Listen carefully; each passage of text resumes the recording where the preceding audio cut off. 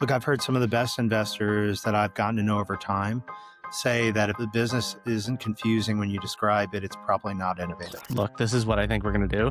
And having that sort of brave boldness and decisiveness to go for it, that I imagine even if you're not making the same calls again, that muscle is stronger. My guess is when you made that good call at the last company, your first gut wasn't the thing you just naturally went with. You really thought it through and made it. Yes, you have good judgment, but don't stop making judgment. Don't just go with the knee jerk. When this happens, do this. It's the only recommendation that I could guarantee to give people was never live above the second floor, because there will be a moment where you think you're going to jump out. So at least make it, if you're going to jump out the window, just break your ankle. Right? If that's the worst going to get, because the highs are so high and the lows are so low and they're right next to each other. Hey. How you doing? So good to see you. How are you? Can you hear me okay? Yeah, sounds good. I'm doing this from the Four Seasons. I hope you don't mind. That's fancy. I feel like I should. Well, I had a breakfast. I had a breakfast meeting, and I ran, and there's no way I was going to be able to do both. But by the way, so nice to meet you. Yeah, so nice to meet you too. So by the way, the way we do, I'm already recording. We're already in it. So we just say hi. We don't do a little. I'm gonna, or whatever. We just chat. So thanks so much for agreeing to come on. I'm super curious to hear I was looking through your background and going to hear about your journey. I'll give you a little bit of background on what I love out of these conversations is I listen to so many podcasts. I love Diarva CEO and Rich Roll, and I love sort of those kind of conversations. A lot of times I feel like it happens with people that have reached the pinnacle. It's Arnold Schwarzenegger and it's Elon, but what's really interesting to me is as I started my business last year, in the first couple of months, the idea of 0 to 1 is great, but the is what I felt like, which is like, what is one? And this journey is so sort of gray and confusing and foggy, and so what I love doing is talking to entrepreneurs and founders about the really early days of kind of where they came from and what sort of either led down that journey of wanting to get into founding something or entrepreneurship, or and then kind of what the early days of that journey looked like. It's awesome. I love it. Where are you from originally? I grew up outside of New York City in a town called Chappaqua. It's in Westchester. Are you East Coast or West Coast? I'm East Coast. I'm from Atlanta originally. Lived in New York for about 4 years, but we're back in Atlanta now. So Atlanta's great. The only thing I don't like is the highway from the airport to Atlanta. That's the only thing I hate more than anything else. Anything great airport around that period. Atlanta City's great, but that highway is just murder. It is. I'm only I think 12 miles from the office, and it can take somewhere between 26 and 48 minutes. It just depends. Like it could take you an hour. Who knows? So I know we're notorious for our traffic. It's impressive. So you grew up around that area. Were you there? Were you there up until sort of school? Yeah, so I stayed in New York. I went to Pennsylvania for university, and then I came back to New York City where I did my law degree, and then I've worked predominantly outside in New York for most of my life. Nice. And I saw something. I think it might have been on your LinkedIn, but spending time trying not to do law, or like what was the sort of choice and then the realization when you went to school and then dug into law? Yeah, you might be one of the few people actually read because there's a lot of hidden jokes in there that I do, because I think LinkedIn's it's the Instagram version of your professional career. Nothing's really real. So we put I put a lot of stuff in there to see who reads it, as opposed to what's out there. So for example, you'll probably see I have like 15 languages that I speak. I don't know if you noticed that. I highly recommend for anyone who hasn't read my bio to look at my languages, and you'll find them particularly funny. But yeah, so I've lived in New York my whole life. I love New York. I think New York is a great place to start companies. I think Atlanta's a great place to start businesses because you can have original ideas and you don't have to be in an echo chamber. You can actually have the freedom to come up with something new and creative and innovative. And I think that's really important today, especially I'm here in the Valley right now. And the Valley's amazing, but it's a very much an echo chamber of the exact moment and the exact time. And I think that it's hard to find really creative businesses anymore because they are in an echo chamber.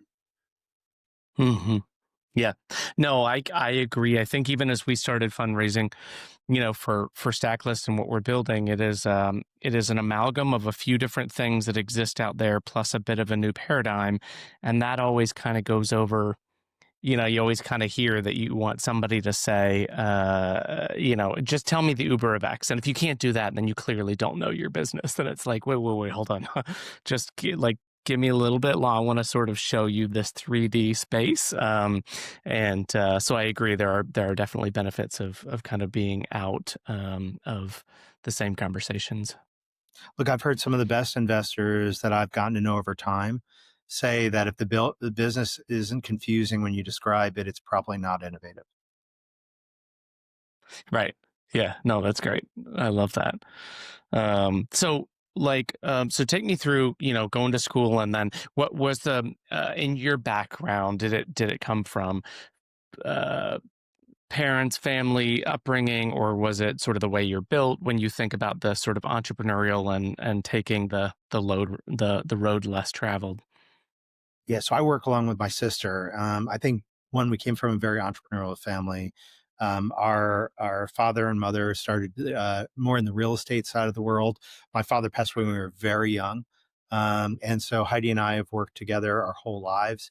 And it's the only thing I think we did to rebel was both Heidi and I went to law school. I never practiced. I hated law school. I did it in 2 years. I passed the bar. I got sworn in, and 15 minutes later, I retired. That gives you a sense of how much I hated it. And it would have been 5 minutes had they not argued with me at the bar association when I was turning in my retirement form, because you have to actually tell them you're retiring.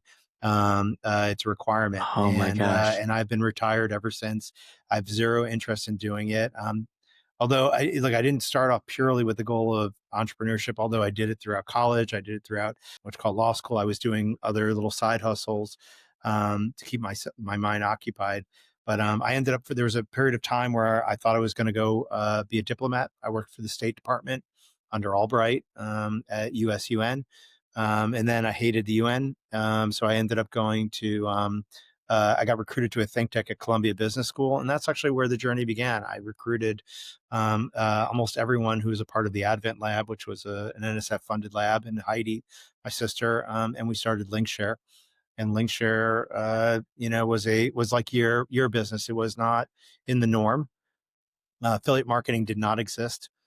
And we ended up getting all the patents in the area. We ended up building a business and ended up selling it to Rakuten in 2006 for about 500 million. So it was a good That's exit. amazing. Yeah. Yeah. No, that's 10 what painful was years. but I'm sure lots of learning. Um, it's funny. I think about when you immediately retired, you sure did get a good foundation for contract review when you started the companies, which is which is good. Um, well, that's amazing. What was the impetus like? What was it like, sort of leading up to LinkShare in terms of that little inkling, where the discussions that you and Heidi had, or and then sort of incorporating and sort of starting that path.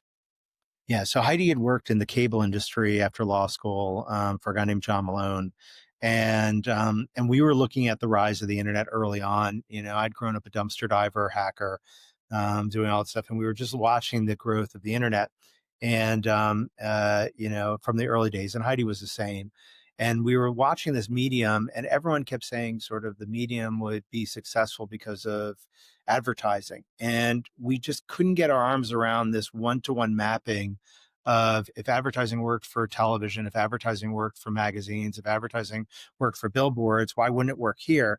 And the answer, of course, was, well, when you're watching a commercial on TV and a Big Mac pops up, you don't leave the station and get a Big Mac, right? You are retained because you want to watch the remainder of Seinfeld or Friends or whatever else is there. And so while it has a brand impression on your brain, you don't actually leave the program. And that's partly because it's time based at that time. So you had to sit there. Same way that your magazine was time based. You know, whatever the information was at the date of publication was all you were going to get. And same thing with newspapers, et cetera. And so we looked and said, okay, this doesn't make a whole lot of sense. You have advertisers who are spending their money to find a way to get a user now to leave on the internet and Mhm. visit them and stay with them. And then you've got the person who had that customer who has to decide, I have to give up some of these people to make money, but I only make money if I have millions of these people. So I've got to find a way to retain them. And we just felt that that struggle is a struggle you see to this day, right? I mean, you can see it in every advertising based site, which is they bombard you and ruin your experience because they need to make money. So they're trying to find every place they can put it. But at the same time, they know enough of you have to leave, but they hopefully will find a way to, you know, keep you to stay, come back, and et cetera. And we just knew that was a tension that couldn't survive. Most people don't know this, but the cable industry had originally been saved by the Ginsu knife. I don't know if you remember the Ginsu knife. Oh, wow, yeah, totally. It cuts through cans, it cuts through, you know, Yeah. pipe, and it's still sharp enough to cut through an onion. And what they don't realize was when the cable industry began, it was originally just a antenna service. If you lived in a valley, which a lot of people did because most of the towns were built in valleys, the mountains blocked the signal from TV. So you couldn't get CBS, NBC, and, you know, the three stations Mhm. that were out there.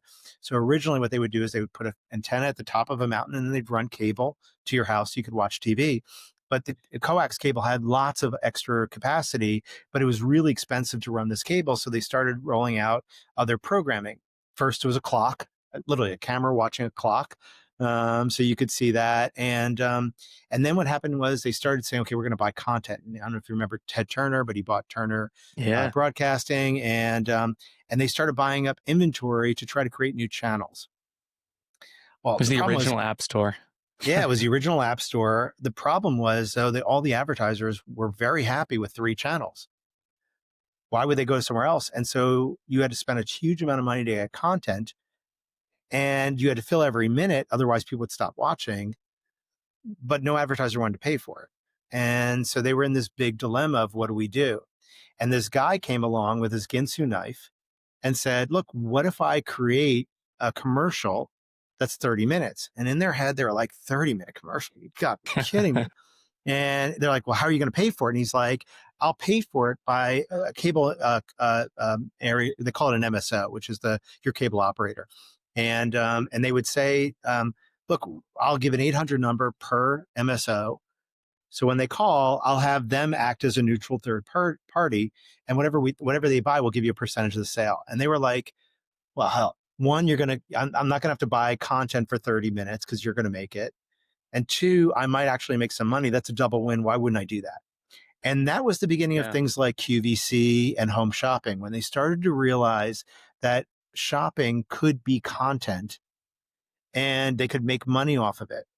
And so this is where you sort of saw the rise of some of like Barry Dillers and et cetera, where they started to realize what went from 1 hour of TV content to buy your Diamond L earrings to, 24 hours. They started making more money from these than anything else. And it paid for the cable industry. And so that history helped us realize that, you know what, actually, what if I got paid to have someone leave as opposed to paid to try to keep them to stay? And Right. that was the beginning of LinkShare. Today, millions of affiliates make their money from affiliate marketing. It is the dominant way that people make money, whether you're a content creator, an influencer, or you just have a website or a blog. You can literally make more money from those affiliate ads, and you have complete control over your business. And we love that business. That's the That's history amazing. of how it got I started. yeah. That's so great. How did you get into like what was the beachhead? What was the like? How did you get into the space? Yeah, so we were there so early that e-commerce was just getting set up. Most people were trying to figure out how to build things like shopping carts, et cetera. And I think in our opinion, if you're going to create a network effects model, which is the types of businesses we tend to focus on, you have to be there at an inflection of a transformation from one way people operated to another. And during that time frame, you get a very small window. Like think about all the social networks. They all occurred in a very small window of time, and then nothing since, right? And now you saw like now you've got the TikToks again and the Be Reals and all this. There's like all these like moments where like they come up, and that's not happenstance. There's a disruption that's taking place in the way people currently operate. And that's when LinkShare started. So we would go out to a lot of these retailers who really had nothing going on at that time. And they were so small, even in the big companies like Barnes and Noble or whatnot, they had such small teams with no budgets. And we would say to them, look, you can either spend money on advertising and hope to get people over to you, but that's really expensive because you have to buy it from Yahoo and a few of these top websites. Or there's millions of other websites that can't earn a penny. Why not just let them sell your products on behalf of it? And we'll make it all possible. And we built this system. And we would go to the first retailers and we would say to them, why not use this? And the first ones were like, well, how many affiliates do you have? And we're like, well, after you, we'll start adding affiliates and that'll come afterwards. And they would be like, call me when you have a lot of affiliates. The direct marketers were the ones who really got the business first because they were like, okay, I'm familiar with this model. Why wouldn't I do this? And so people like Omaha Steaks, and I remember Stephanie Healy was the person over there, and Todd Simon over at Omaha Steaks were fantastic. The 800 Flowers people were fantastic. Hmm. And so they took a risk on us early on and signed up. And eventually, what ended up happening was Michael Dell, which was the number one e-commerce company in the world, Yeah. called me on a Sunday night out of the blue, just called the phone number that we had listed on the website and said, I saw you on this company called Siberian Outpost, who we had fought hard to win, and said, this looks really interesting. What are you doing? Explain it to me. And I would like to say, as most founders would like to say, that that was a great moment for them. It was a bad moment because he called me on a Sunday night, and I thought it was one of my friends pranking me because he knew that I was working like a dog. And so for the first 30 minutes, I was the most sarcastic bastard you could ever hear until he started asking really hard technical questions that I knew that none of my friends could ask. And then he was very gracious and fantastic. And is still one of my favorite people in the world. And he invited me to come in next week, and that began the partnership with Dell that helped propel the company to what it became. Oh my gosh, that's amazing. I love those stories. Um, I remember that period. I mean, that was definitely the period too. Everyone's, do you put credit cards in online? They're just Will they people be that are safe? stealing your information. And yeah, exactly. It's just a bunch of hackers and ne'er do wells. Like it just kind of felt like, and then we sort of moved on. But um, yeah, I love that. I love that. What was the trajectory once you sort of started through some of those hard fought, partnerships and then working with Dell, from a growth perspective where you sort of started with that early team and then beyond. Look, I'm a believer that every overnight success is 10 years in the making. It was 4 years of pain. I mean, Mhm. if we had a hard drive fail, I was diving in a dumpster outside our data center to try to find it. We had spent all of our savings.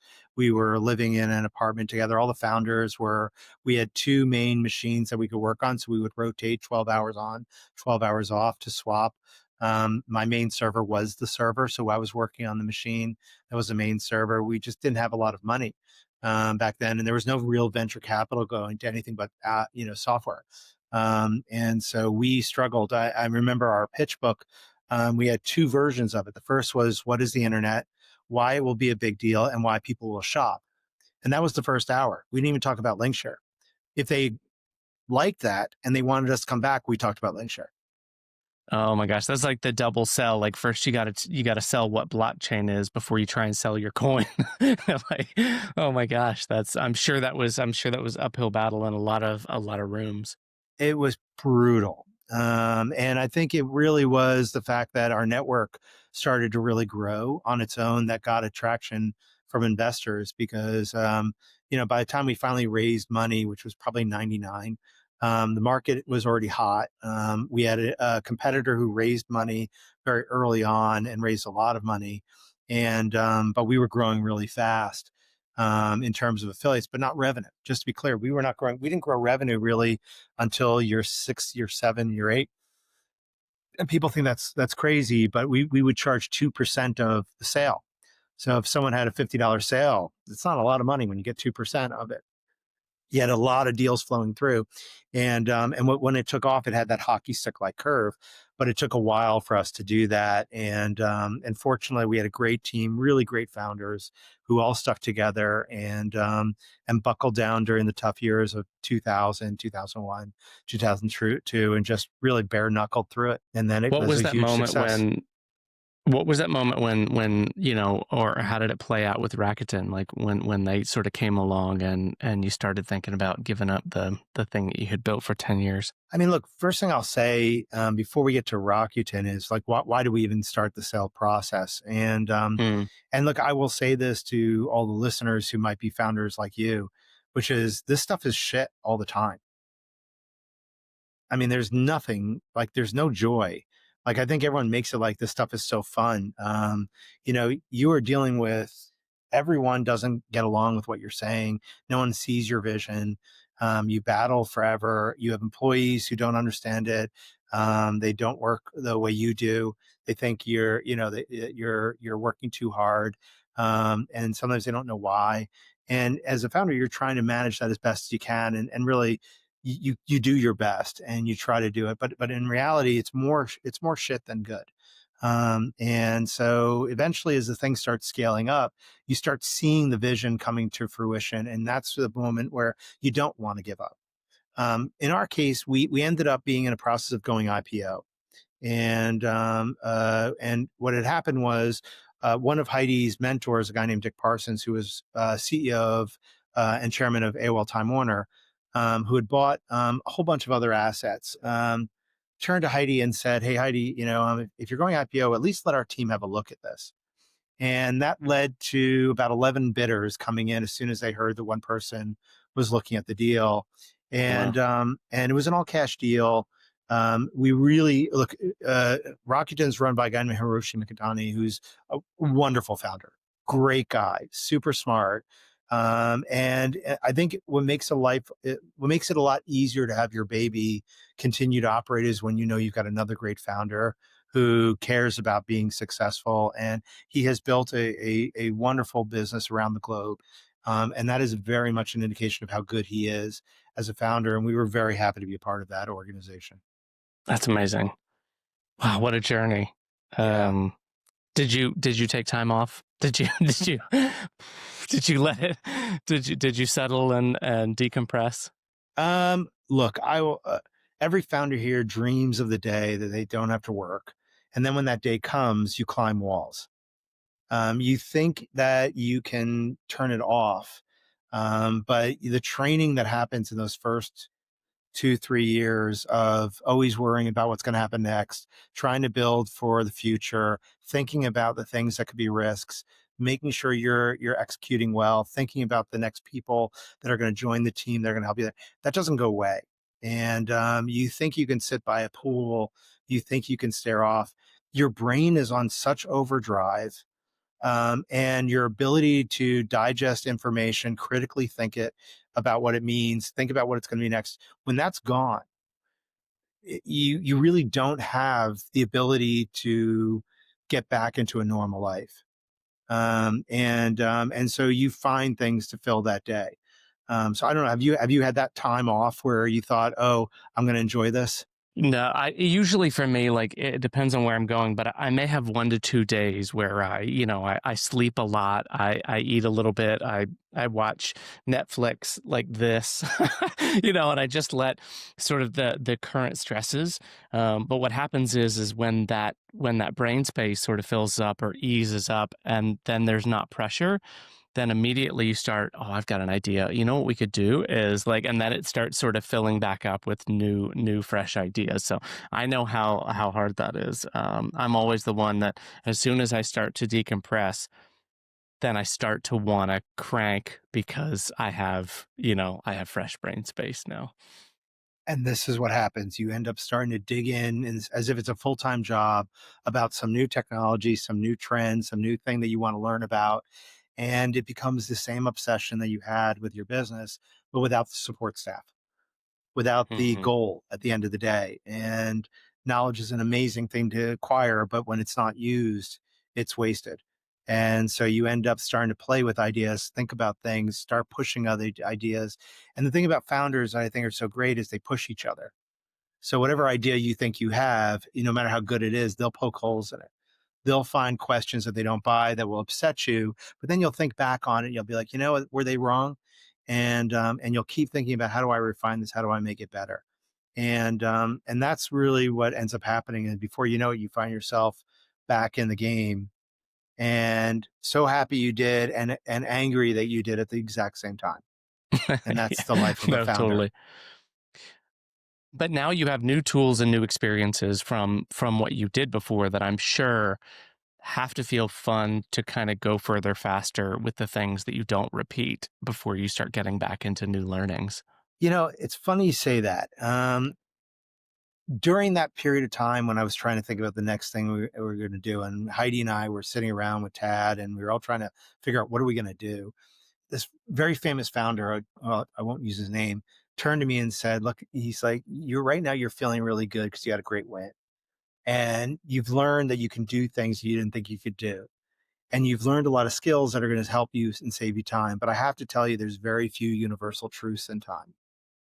And I don't think I understood what he meant by that. And what I've learned is that the learnings that you had that Mm, helped you form good judgments were right for that time with that business with those problems, but they're not universal. In other words, just because I've learned a skill that I think will help me doesn't mean it will apply to the situation that you think it will help you with. true. I would say though that one of the hardest things, especially for a first time founder, is trying to get good at listening to your gut, whether that is, experience or even just being tapped in to just like, look, this is what I think we're going to do. And having that sort of brave boldness and decisiveness to go for it. That I imagine, even if you're not making the same calls again, that muscle is stronger because you just did it a bunch of times and got and sort of had this and so I do imagine though that you feel more confident like when you start making those second calls again. So let me give you the counterpoint, which I think is what he was making to me, because I agree. You don't second guess yourself as much because you at least have confidence enough that you've made good calls in the past. But part of the reason why you made those good calls was your insecurity around, am I making a good call?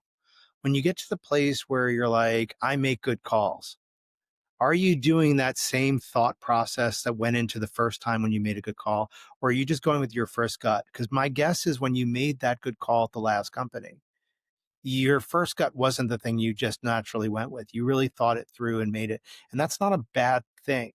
And so what I believe to this day this person was trying to tell me was, yes, you have good judgment, but don't stop making judgment. Don't just go with the knee Yeah. jerk. When this happens, do this. When this person says this, do this, because it's very easy to fall into it. I made this call last time and now it's time to get rid of, now I'm going to do the same thing. And I'll give an example of that. I've heard many people say things like, I've never regretted firing someone too quickly when it turned out not to be right. Well, yeah, but you also forget you've also sometimes made mistakes on firing people. Right. When you Yeah. needed them and the hindsight, and maybe you didn't realize it, or maybe they had said something right. You're remembering because of our natural biases. Cognitive dissonance means we only remember the times things worked out, right?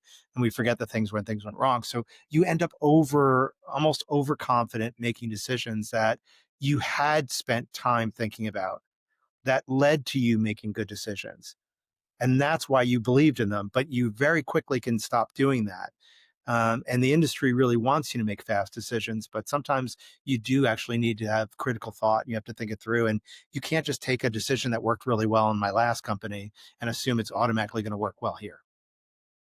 I like that. I like that through the lens of I imagine, you know, you hear even people like Meryl Streep saying that she gets incredibly nervous before every performance or whatever it is, that the anxiety and the second guessing that you had as an early founder that made you sort of analyze everything, whether it be, you know, fast, but sort of look at everything. What you didn't have, which you will have later, that you have to be wary of, is the I am a person who makes good decisions, Yeah. because then that overshadows then all of that sort of processing that you used to be doing. Look, I think you have shown that you can make good decisions, but you did it through a process of testing, thinking about it, really asking Hmm. people. But when you get rid of that and all you remember is I made good decisions, you stop doing the thing that made you make good decisions. And I think that's so easy to forget. And I watch that with a lot of second time founders and or people who've started having success either early on where the thing just took off and they did well, they think, oh my God, I'm such a great thinker. And you can see there's no critical thinking there. They're just really going with the I must be a great decision maker. And luck, as as someone else told me once, luck is about surviving long enough for it to find your door. Yeah. And sometimes it finds your door quickly. More often than not, it doesn't. And so I think those are the lessons we try to learn as we can. Yeah. I love that.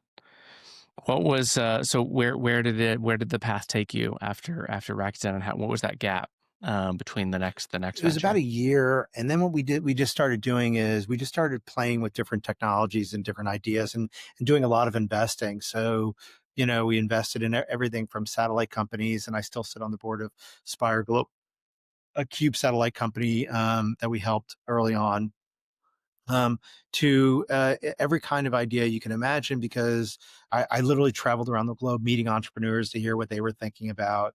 And you are, as a founder, you're always looking for the people on the fringe. They're playing with something so new that everyone thinks that they don't understand, they don't get it.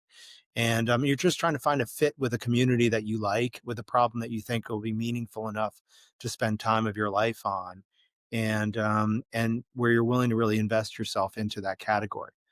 And I think that's what ended up happening for about a year, and then we started just experimenting for probably about 5 years with different ideas and different technologies and different problem sets before we inevitably ended up on Collective Eye.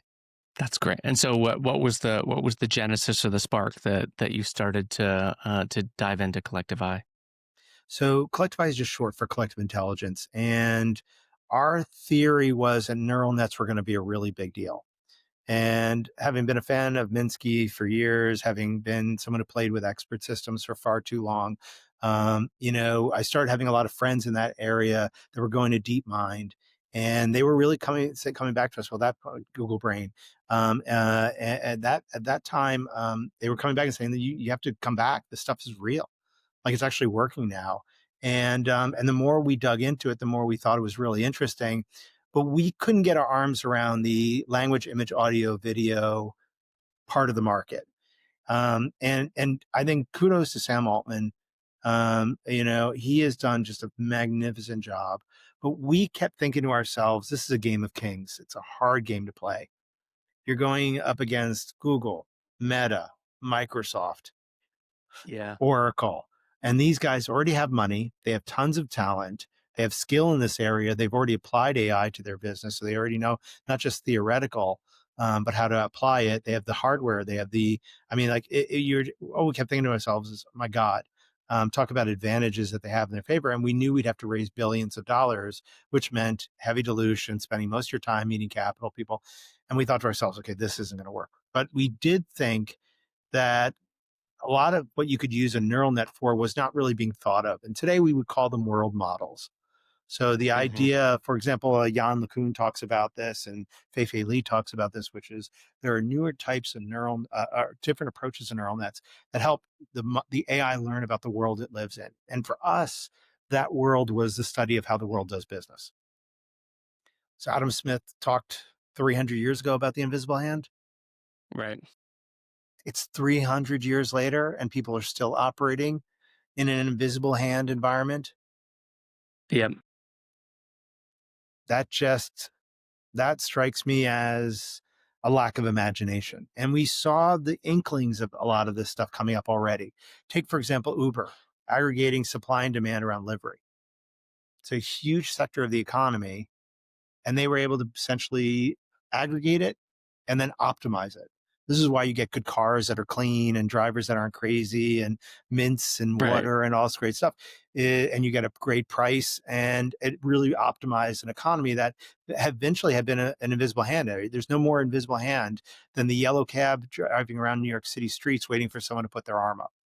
Right. Yeah, Which exactly. was, if you think about it, which was the problem before, which is they didn't know where to go, so they just randomly drove the streets, fighting for rides, halfway killing people trying to get to the one guy who lifted their hands up because five people, five cars would go for Yeah. one. And meanwhile, there was an area of New York that were 10 people waiting for a cab that none ever showed up.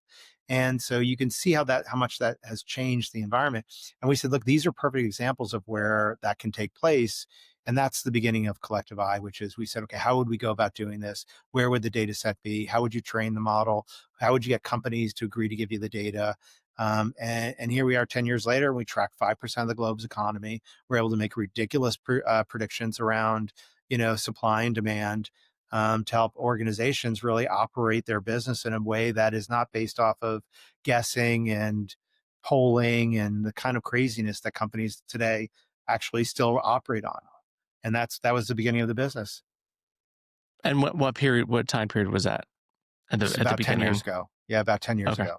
So it was Right. literally between OpenAI and DeepMind, right smack in the Yeah. middle. We started this business and just began researching about how do you build this kind of a neural net, and that was it. And today we have some of the most well known companies in the world who rely on the product to operate their business on a day to day basis, and we're getting to the place now where we can see economic changes as if it's a live stream of the economy. Oh my gosh. That's Yeah, it's amazing. crazy. It's why we have people like Dr. Nouriel Roubini from Dr. Doom, the famous economist. We have people like Roger Ferguson, who is vice chair of the Federal Reserve Bank. We have all these great people around the company, Hod Lipson, and I can keep going. All of which are really looking and saying, "Oh, you could study the economy as through observation, and if you can study the economy, what does that do for how the world operates?" And it is a dramatic change on how people can operate. That's amazing. What's the journey been like over that 10 years? And second part, conversely compared to the first venture that was about the same period. Again, it's a network effects model. So in our business, every time a company signs up, they're willing to contribute their data to make the neural net smarter and get insights back on themselves. So you can imagine what it's like when you go to the first company 10 years ago and you say, the whole benefit of this is you're going to get this collective intelligence of everyone. And they say, that's awesome. How many people do you have? And you go, well, after you, Yeah, exactly. Yeah. And and I've got so, one other person that I'm meeting later yeah, today, and yeah, then both yeah. of you. Yeah, if I could just get the ball. And by the way, these also have to be Fortune 2000 companies because you need scale of data to train these models. And so they're thinking to themselves, okay, really? You need my data. You want to do this thing. I've never given it up before. And that was the business. And so you basically spend network effects models are, as one of my board members once said to me, he said, it's like pushing a rock up a hill that gets steeper as you go up and then eventually just tips and then it rolls down. And that's the phase we're in right now, which is now we come in with so much data that no matter who you are, no matter what industry you're in, no matter what you're doing or how big or small you are, I'm always providing you more insights than you could ever get on your own. And that becomes a competitive disadvantage if you're not there. And so now we call up people and we say, sure, it takes 45 minutes, go live, and I'll show you how little you knew about your business and how much I can have an impact on your revenue. And then we have Fortune 2000 companies that talk about, us taking them from, negative 17% growth to 44% growth in a year. Well, 44% growth for Fortune 500 is an insane, Oh, double digit would be insane. And so we keep yeah. showing all these things and that's what's sort of helping build that momentum of the rock rolling down the hill. But I would say the first 8 years were pushing it up the hill, trying to get one person, one company at a time, get on board to give us more and more data. But we were seeing the results were just getting better and better every time we launched a new customer. Everybody's results get better. We would get calls from customers saying, I like the most recent upgrade. There was no upgrade. It was just another customer that It's- had joined that had a it's- lot of data, and all of a sudden the whole thing got smarter, and they were like, "Thanks for the new version," and we were like, right. "Okay," and that would be it. And now today we just do these magical things. around That's people's amazing. business. It's really cool, but it's And I hard work. imagine it also has. Have you seen the sort of like, the trajectory change since the sort of, was it summer? Was it July or August when ChatGPT came out, and now everybody, Totally, and then the models, and has that just totally. completely shifted? Yeah. Yeah, I mean, look, the hard part is AI is this generic term, and most people are used to machine learning, which was this sort of you had for those who don't know data science, basically the difference between the two is in machine learning, you'd have a data scientist, an actual human, who is supposed to know the industry you're in, and they would do something called feature selection. So they would pick like call it 20 to 250 features. And a feature would be like male, female, or whatever. It's a data element, and they would go and pick that. And then they would do something called model selection, where they would pick up amongst these different models, which model is the best one. And it's what they call a regression model, which means it's looking at the last 2, 3 years and it's saying, look, let's assume the future operates the way the last 2 to 3 years are. So imagine applying that to commerce. Let's just think of the last 6 weeks of things that have gone on. Is there a single week that hasn't had a war, an interest rate change, inflation, political change? I mean, this stuff has a real impact. And everyone just assumes it'll be fine. It'll be the average of the last 2 years. And of course, these models are always wrong. So we would come forward and say, no, no, no, neural nets have millions of features. In fact, there's no human being at all. All we're doing is crafting features and letting the neural net use something called stochastic gradient descent, and would do all this work. And it'll do it on its own, and it'll constantly be self-correcting. And they would look at me and go, right, we've tried this stuff before. It doesn't work. And you'd be like, no, no, no, you couldn't have used neural nets because you don't have enough data. And they would be like, I'm a Fortune 5, Fortune 10, whatever, and they would be like, I have more data than anyone else. Be like, yes, but that's still small data. And they would go, yeah. And the other thing we would talk to them about is how in this particular area, when you're studying the economy, in this case, let's say they're using their go-to-market, they're trying to figure out what revenue is going to come in and what products are going to get sold and how to warehouse and manufacture. And they're trying to figure out all this stuff. And we would say to them, look, the reason why you keep failing is you keep studying yourself to predict what somebody else will do. And they would look at you and go, what are you talking about? We're using the data of the buyer. And we're like, no, no, no. You're using your sales data to predict what's going on. The only way you can understand the buyer is if you're looking across all selling teams. Because then I can see the same buying group, how they make buying decisions. And I can say, for this group, this is how they buy. And for Yeah. this group, this is their bias. And they would look and they would go, I don't understand what you're talking about. And we would say, so you're literally doubling down on trying to look at what your sellers are doing to predict what the buyer will do and acting like every buyer is the same. And that message took a long time. Chat GPT came out and all of a sudden they were like, oh, you've been talking about this kind of thing. Right. And but by that point, we had now 8 years of data, and our model was starting to do things that felt very Chat GPT, right? Because everyone forgets GPT-1, GPT-2, GPT-3. They Yeah. remember 3.5. And our model started doing this crazy cool stuff. And then all of a sudden people are like, holy, how are you able to make these predictions without us at all? And you're like, at this point, you're like, it's just a model. Just go with it's AI. And we'd say that to people and we just roll with it. And that's sort of Right. where we've been. But yeah, I thank Sam every day. Yeah. I literally text Yeah. him I, almost every few weeks and I'm like, thanks. yeah. Appreciate it. He doesn't realize it, but we're extremely grateful. His breakthrough really helped the rest of the industry. Yeah, definitely. What are you eyeing now as you look at the sort of near term, midterm, for collective eye? So I think when we look at collective eye, it's a neural net model that studies how the world does business. But we're showing people that we can create new businesses on top of the exact same model. So we got to know each other, as you know, through intelligence.com. Intelligence.com was an example of an insight that came out of collective eye. So when you're studying how the economy functions, you're constantly looking at your predictions and trying to figure out why when you predicted something that closed and it didn't close. Why did that happen?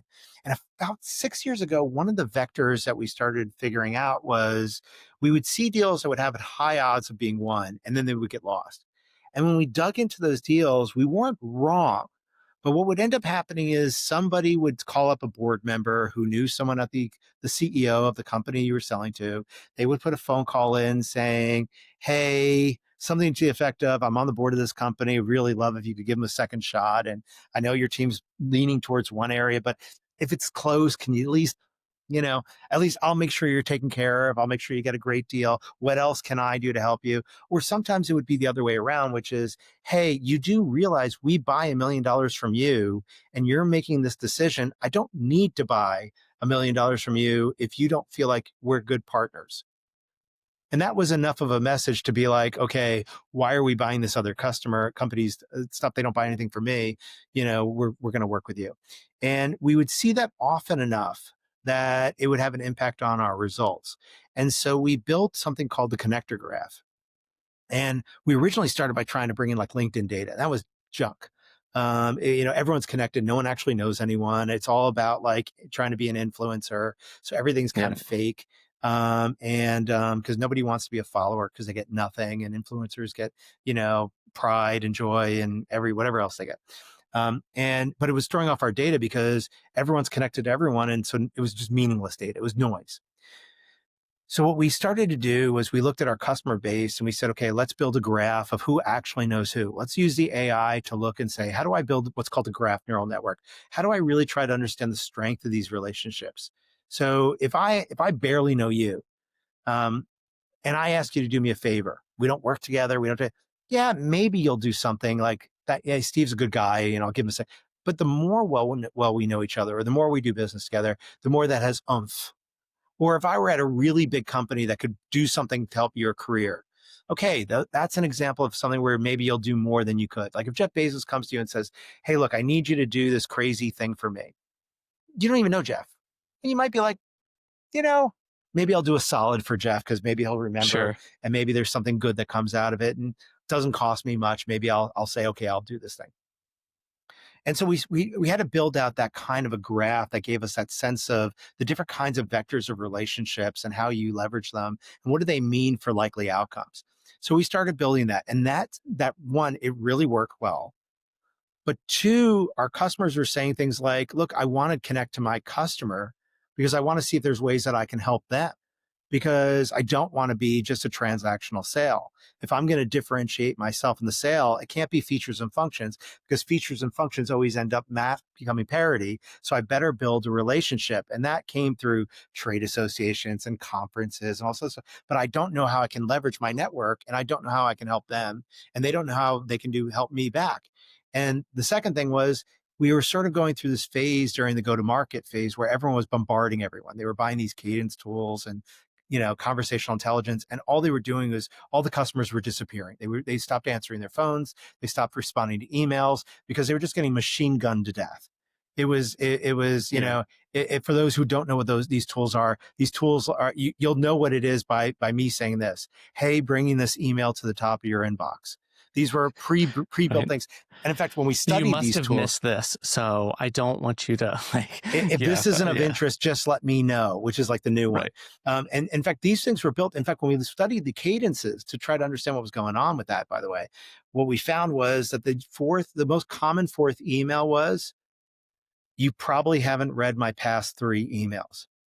So if someone built a cadence that presumes no one's reading the first three, think about how annoying that is for like the end user. So they just disappeared. And so a lot of them started asking for things like, hey, if I sell a customer, it'd be great if I could see who they know so that I could actually ask them for warm introductions to people and say, look, they're using my product. They're happy. Can you make this introduction? And this sort of became the beginning of it. But what happened was we ended up spinning intelligence.com out because we realized that at our core, there's a fundamental problem with social media that this product could solve. And I'll try to explain it to your audience in a way that I think will hit home. Can you name a place or any other thing you've done where you've invested more money than your relationships? You've invested less money in time and money. There's nothing. Yeah.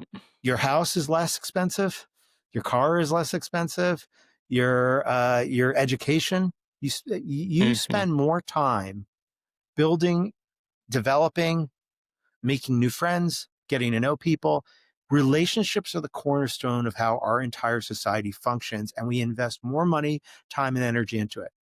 But when it comes time to being able to leverage it, the friction cost is so high that almost everybody would rather go onto a WhatsApp group and say, "Can you introduce me to Satya Nadella?" Is there anyone here who knows Satya Nadella? Half the time to a group of people you don't know that are just founders in the hope of saying, "Can someone get me to Microsoft Corp Dev or whatever?" And hoping that somebody you don't know will help you out and say, "I know someone." And then you have to hope that they have a decent enough relationship, because to go to your core network is so much effort that you Totally. can't do it. And what we And that's saw, that one time. The second time you ask and the third time you ask, now also that network has started to degrade where it's like, I just keep getting requests to get introduced to people. and you also don't know if you're helping them is going to be, if you do that introduction, are they going to burn your introduction? Because you don't know them. And so you end up in this place where this most valuable asset that we love, and frankly, I love helping people, and it's great, but I can't, they don't even know to come to me when I could help them. Because how could they possibly know everyone I know, how well I know them? And unless I tell stories like the Michael Dell story or the Jim McCann story for me, they're not going to know these things. And why should they? But I could be helpful to them. And that is also the lubrication that makes society function, is because nobody wants cold calls, but they do need to get to each other. It's why companies like Goldman Sachs exist, right? When we went to sell our company and Goldman was our banker, it was because when we knew we needed to get to certain people, like the eventual buyer, they had relationships and I didn't know who to go to. And it makes it just easier. And so you pay a huge price for these things, but we've spent all this time building it. So we asked the question, everybody was out building these software to try to help you build your network. And we said, that's ridiculous. You have a lifetime of building a network.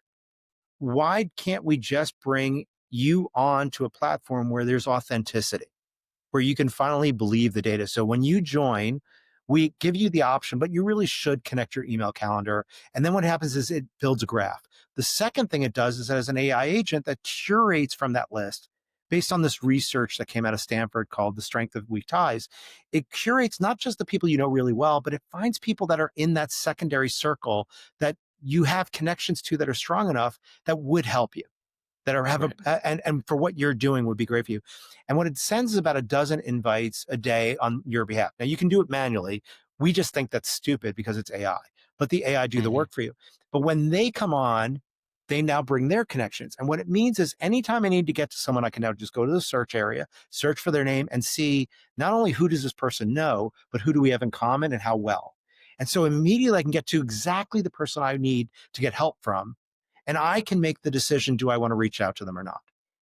Now, I may not have anyone who's direct, so I may start looking for other ways in, but now I can do that at self service. And by doing that, I still have to have a strong enough relationship. If I came to you and said I need an introduction to Satya Nadella, well, you and I are just getting to know each other. You might say, "Look, Steve, you're great. You seem like a nice guy, but I don't know you well enough to use that chip. I can only call him once a year, and I need Right. and that would be okay too, right? I'm making that decision. You're making that decision. But if it turns out when you're making that decision, you can see the people I know, and you say, "Oh my God, do you know Jeff Bezos? And I need to get Jeff Bezos. Let's help each other out." Yeah, now you've got parity. And think Right. about that versus that kind of a world versus social media where the influencer accrues all the value. Here, there's parity. Everybody has something to give, and everyone's network has something to get. I love that. I can't tell you, especially during the fundraising period, how many times I've reached out to somebody and been like, "Hey, you're connected to so and so," and they're like, "Am I?" Or, "Yeah, I think I probably tried to connect with them, so I added them." And they probably said yes, but I don't really like. I've never really met that person. And then obviously that's just so much time wasted doing that research for something that doesn't really exist. And the reality is, you just need to get to a person, and there is someone in your network who knows them, and you're going to find out about that 9 months later. I cannot tell you how many people told me I had to shut down my company because I couldn't raise funds because I was trying to get to this person, of a person I knew well. And you know how hard it is to either make the decision of saying nothing because you feel horrible because you could have helped them, you didn't even know, Right.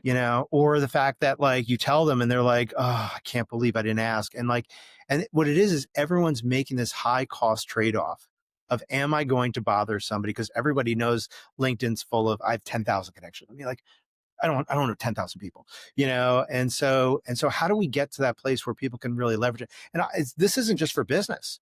I mean, people think it's like, oh, this is just professional. No, if I need to go to a doctor, I would like to know which of my friends actually know this doctor. Because if they tell me, yeah, I was partying with him at Burning Man and he was doing a lot of ecstasy, I might be thinking twice if I'm going to go in for surgery.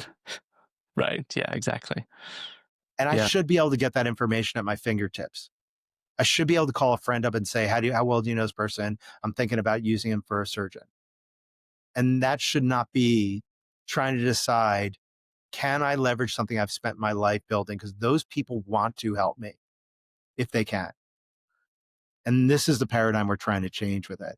So it's a new product though. It's got, look, we're still working on it. We've got a lot of things, but it was really designed to show that I can take all these little variables that come out of the model and you can create all these kind of businesses the way Cursor is built on top of, Claude Hmm. or ChatGPT.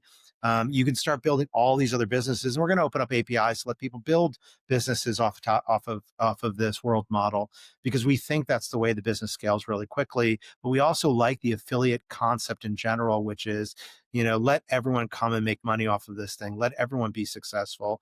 And the faster we can create opportunities for people, the more we'll actually make the world function in the way it's more optimized and frankly better.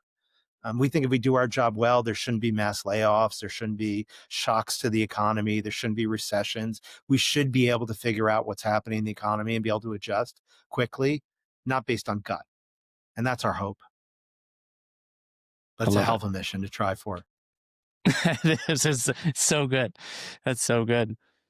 Um, if you so looking back from what you've learned, especially the two biggest ventures that you've started and have grown, to someone early on their journey, either starting to think about diving in or sort of early on the path, what's something that you would impart to them? Look, I'll probably say the exact same thing that probably drove you to create this, which is watching tips and tricks about how to do anything from raise business, hire people, whatever on Instagram or TikTok or all these other places or these blogs where people are telling you what to do.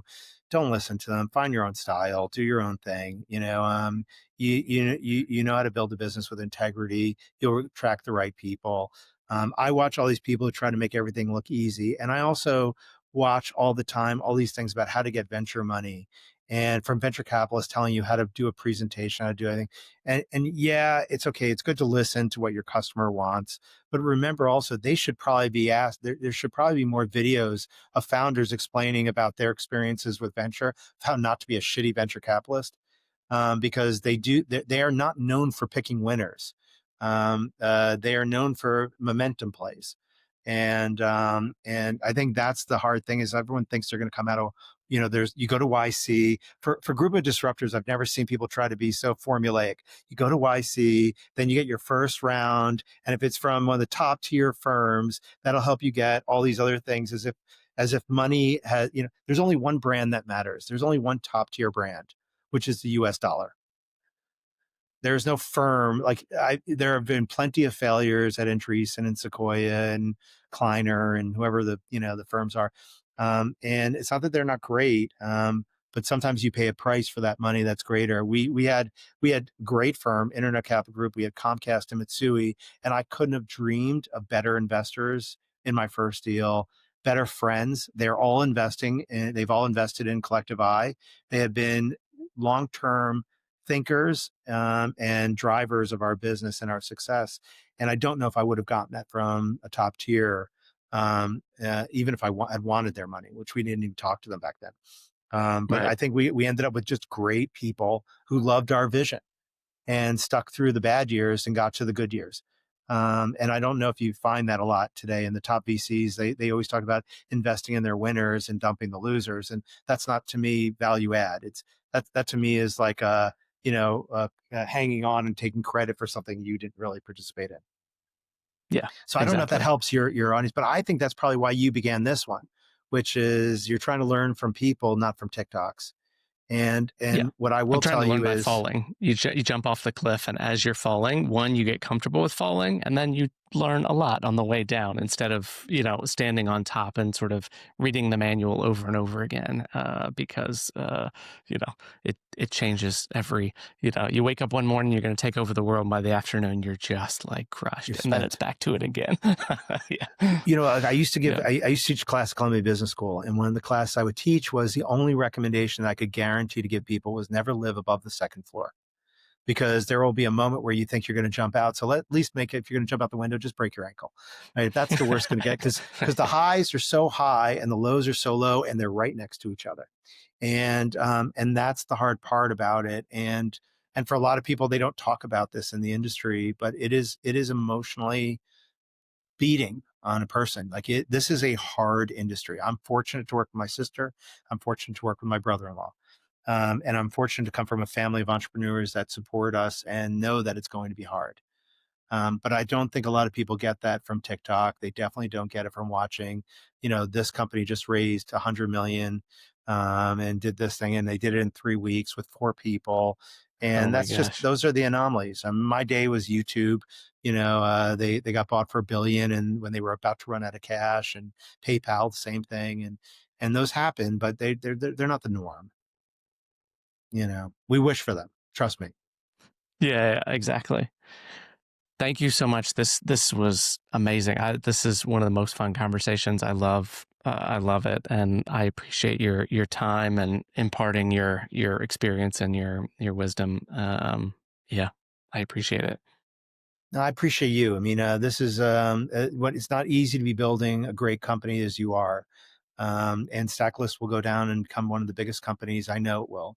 But to do this on the side, which is a gift to give back to other people, is something that you should be proud of. And I hope your audience appreciates it as much as I do. Well, I appreciate you, and here, hang around for a minute while we and we'll catch up.